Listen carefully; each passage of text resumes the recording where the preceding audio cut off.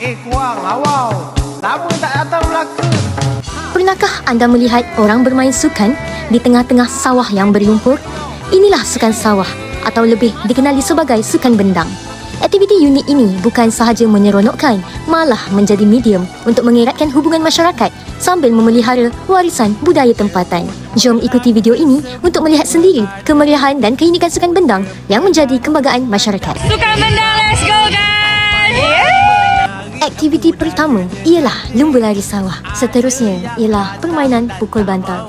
Permainan ini sering mencetuskan gelak tawa apabila peserta terjatuh ke dalam lumpur. Aktiviti titi licin menguji keseimbangan dan keberanian peserta. Mereka perlu berjalan atau merangkak di atas titi yang licin akibat lumpur dan air. Tiang licin merupakan antara aktiviti yang paling mencabar. Tarik tali sawah menguji kekuatan dan semangat berpasukan. Piti tiup belon pula memerlukan peserta meniup belon sehingga mencapai saiz yang ditetapkan. Bola sepak sawah merupakan antara acara yang paling dinanti-nantikan.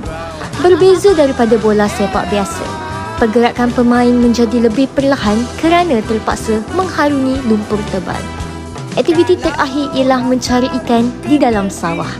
Peserta perlu menangkap ikan dengan tangan kosong dalam keadaan air yang keruh dan berlumpur. Aktiviti tradisional ini bukan sahaja menyeronokkan, malah memberi pengalaman yang sukar dilupakan. Mari kita dengarkan temu bual bersama penduduk setempat tentang sukan sawah. Yang kali kedua kita buat, kali pertama pada tahun 2024. Juga ini kali kedua kita buat, iaitu bersama Parlimen Hang Tuah Jaya. Alhamdulillah sambutan semua menggalakkan. Bila dapat join lagi lah ni, syok tak baik. Rasa macam seronok lah, perasaan seronok tu. Dah ternama, air pantai menarik, budayanya cantik. Ada yang datang